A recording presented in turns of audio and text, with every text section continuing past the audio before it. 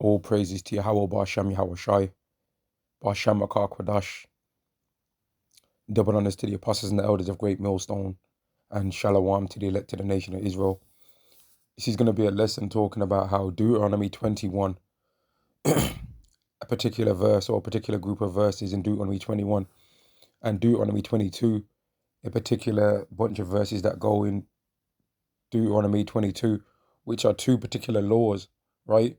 One law speaking about how we deal with a certain thing in regards to a heathen, and the other law in regards to how we handle it when it's an Israelite, right?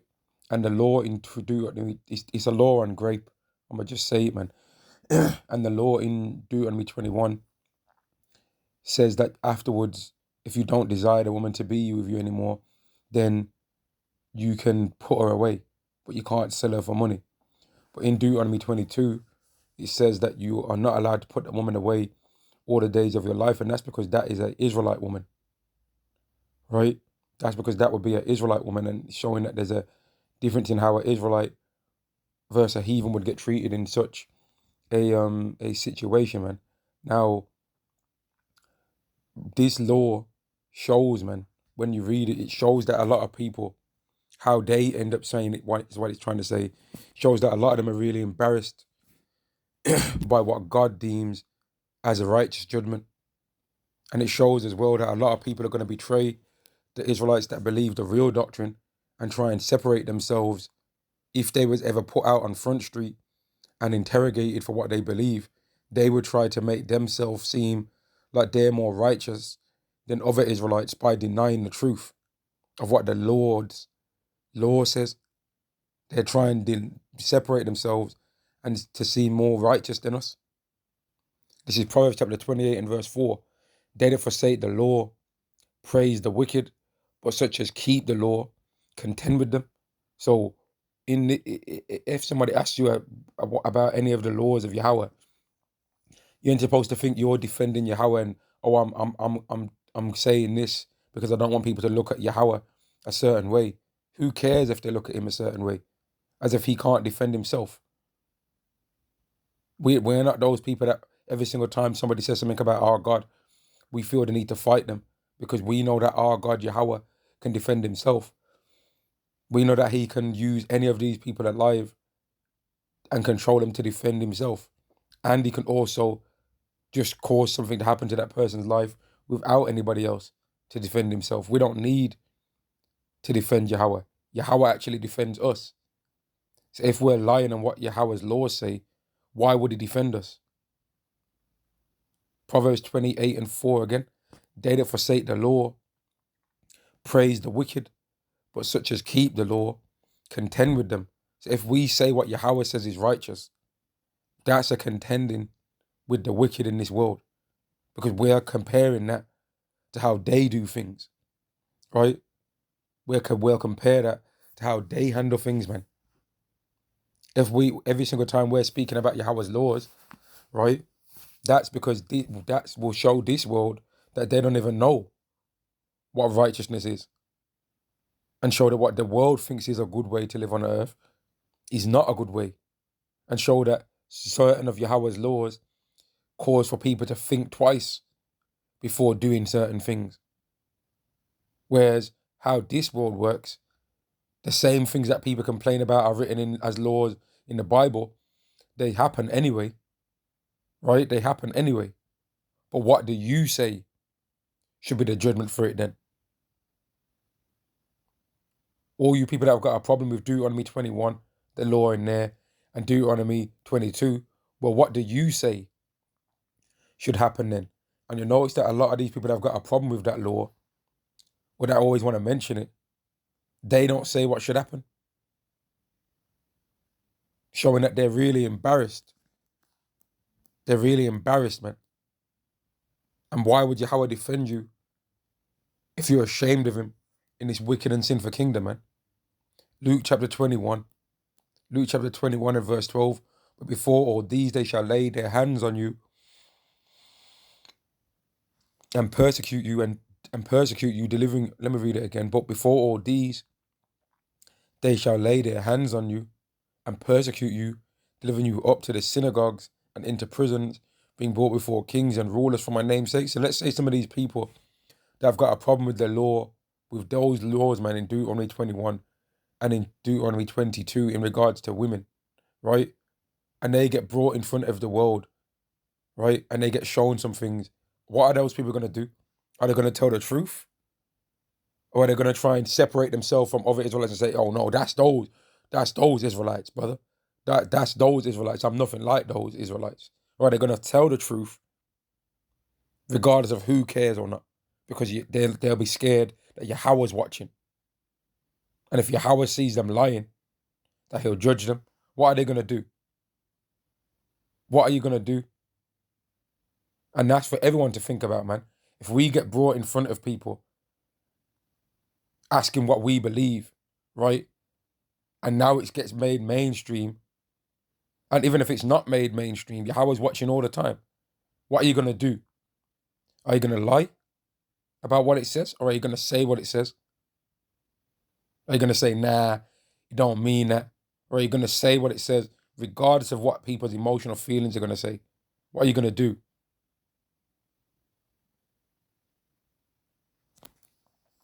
And it shall turn to you for a testimony. Set it therefore in your hearts not to meditate before what ye shall answer. For I will give you mouth and wisdom which all your adversaries shall not be able to gainsay. Now resist. Now in this situation, it does say that we should not supposed to settle in our mind what we should answer, right?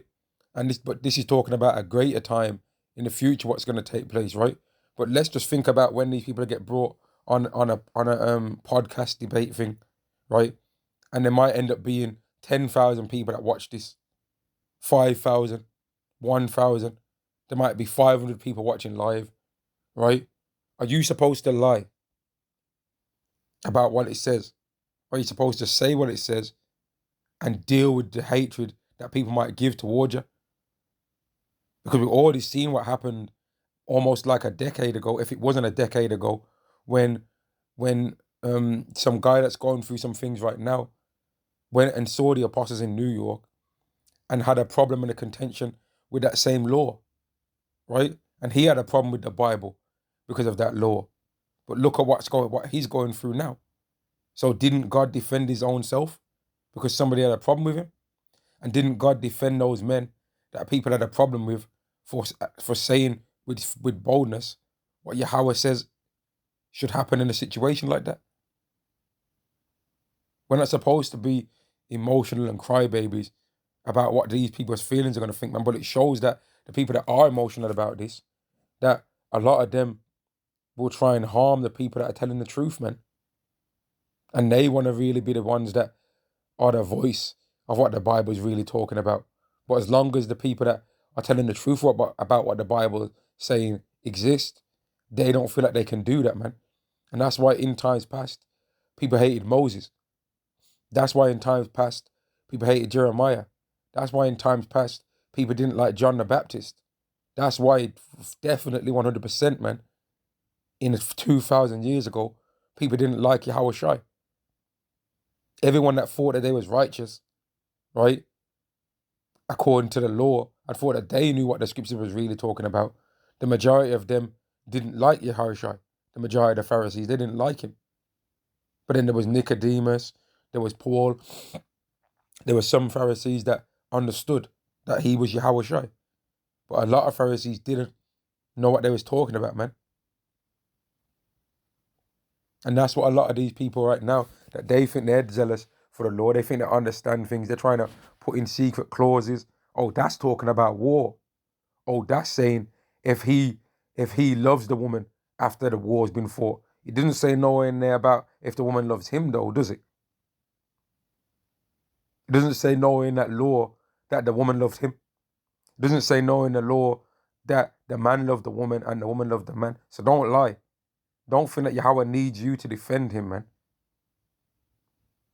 Yahweh defends you, not the other way around, man. All we do, or all we're supposed to do is say, this is what Yahweh's going to do. But I don't know the time, though. But this is what Yahweh's going to do. And he's going to let it be known that Yahweh's going to do it because he's going to send a messenger whose name is going to be Yahweh Shai. But what a lot of Israelites do is they lie, man. Verse 16, and they shall be betrayed both by parents and brethren and kinsfolk and friends. And some of you shall they cause be put to death. And that's what's in a lot of these Israelites' heart, man. Anger and hatred because of other Israelites teaching the real message, man. And they're thinking, oh, God's going to be embarrassed of me if I say that he's about this. No, God's going to be embarrassed if you lie about him. God's going to be angered if you're lying about what he says is true, man. And let me not even say that Yahweh will be embarrassed. I'm gonna say he'll be angered, man, by you trying to say that he's not said what he said. You're being a false witness when you do that, man. You're being a false witness if you say that. And let me get the law in fact, man. Right? Let me get it, man. Because a lot of people, when it comes to some of these laws in the Bible, they're not as deep as they think they are, man. They're not as deep. Deuteronomy chapter 21 and verse 10. When thou goest forth to war against thine enemies, meaning against heathens, right? And Yahweh thy power have delivered them into thine hand, and thou hast cast and thou hast taken them captive, and seest among the captives the beautiful woman, and hast desire unto her, that thou wouldest take her to thy wife. Now, nowhere in there does it say that the woman has a desire to you. It don't say that, man. It don't say that the desire is mutual. Then thou shalt bring her home to thine house, and she shall shave her head, and par her nails, and she shall put the raiment of her captivity from off her. Now, what does that mean? That means that she's going to take off her nation's clothing, man. Take off the clothing from her people, and shall remain in thine house, and bewail her father and her mother a full month. And after that, thou shalt go in unto her, and be her husband, and she shall be thy wife. And it shall be if thou have no delight in her, then thou shalt let her go whither she will, but thou shalt not sell her all for money, for thou shalt not make merchandise of her, because thou hast humbled her. So where in that does it say anything about the woman's choice, man? Now, we don't need to get emotional and cry. It's obvious what that's talking about, man. It's obvious what that's talking about. Now, am I going to cry about that and get emotional? No, I'm not, man. Because I don't want Yahweh to look at me, a sinner, and be like, man, this guy's a sinner and he's a liar, lying on what my word is too. Nah. But some people are prepared to lie some people are prepared to lie to try and defend the scriptures, but you defend the scriptures by telling the truth. And anybody that's offended by it obviously ain't of the elect, right? Because the elect get sealed by hearing the word of truth, man. They don't get sealed by hearing lies. Let me get it, man. The elect don't get sealed by hearing lies. It's the truth that they need to hear. Ephesians chapter 1 and verse 11. In whom also we have obtained an inheritance, being predestined according to the purpose of him who worketh all things after the counsel of his own will, that we should be the praise of his glory, who first trusted in a Mashiach, in whom ye also trusted, after that ye heard the word of truth. So you can't be hearing no lies and accepting lies and be of the elect. You have to hear everything, man. The things that seem different according to the world we're living in right now.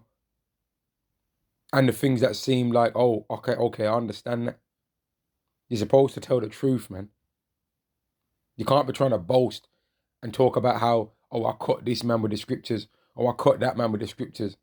I'm over you in the Bible. I'm here in the Bible. You're small in the Bible. Oh, I'm this and I'm that above you and all of this. And then when you get asked something, then you start lying. Are you embarrassed or something? Are you ashamed of your God? Because you're supposed to tell the truth, man. Does the Bible, if a woman comes up emotional and she doesn't want her husband to have multiple wives, is that husband supposed to say, nah, baby, it's not in there? Them man are liars, you know. Them man are lying. Or is he supposed to say, it says it in there? It don't matter if you get emotional to that woman. It says that a man can have multiple wives in it. I don't care what you've got to say. It says it in there, man. The gospel of your salvation, in whom also, after that ye believed, you were sealed with the Holy Spirit of promise. So you get sealed by hearing the truth, man. Not by hearing lies. So are you supposed to lie about what's written in the scriptures? Are you supposed to lie, man? But that's what a lot of people do. They want to try and lie, thinking that they're defending Yahweh, man. When Yahweh don't need us to defend him. Ain't you heard that Yahweh can raise up stones as Israelites? We ain't supposed to lie about nothing that's in the Bible, man. If a woman's got a problem with multiple wives, oh well. It says it in there. If men have got a daughter and they're scared about what it says in Deuteronomy 21 and Deuteronomy 22, oh well, man. It says it in there. If a man or a woman have got a son that's of the alphabeting and rainbowing community, and they read what it says in Leviticus 20 and 13, and they got a problem with that, oh well. It says it in there, man. Does that mean it's happening right now? No, it don't. But it says it in there, though. If a man's got a wife that commits adultery on him, and he's supposed to get emotional about what it says in Deuteronomy 20 and 10? I mean, Leviticus 20 and 10. No. It says it in there. If we've broke the Sabbath in our life before and have broke it in the future and might break it in the future, are we supposed to get emotional? It says that the judgment according to that is that you're not supposed to be alive anymore. No. We're supposed to know that and be like, man, we really need Yahweh Shai's help. Because if it wasn't under grace, I'd be out of here. But some people are prepared to lie, thinking that they're doing something in defense of the Lord, man. When the Lord don't need you to lie for him. And it shows that a lot of Israelites are really going to betray other Israelites, man, when it goes down, man. When the MOTB gets made mandatory, right? A lot of Israelites are going to be bugging out, losing their minds already. And they're going to be getting exposed that they was never telling the truth. And they're going to try and jump on the bandwagon. Oh, brother, I always knew personally that it said that. But I didn't know you was ready for that yet. But now I'm here to tell you. Oh, yeah, it was talking about that all along. Then people are going to be looking at you like, what the hell? You should have told me the truth.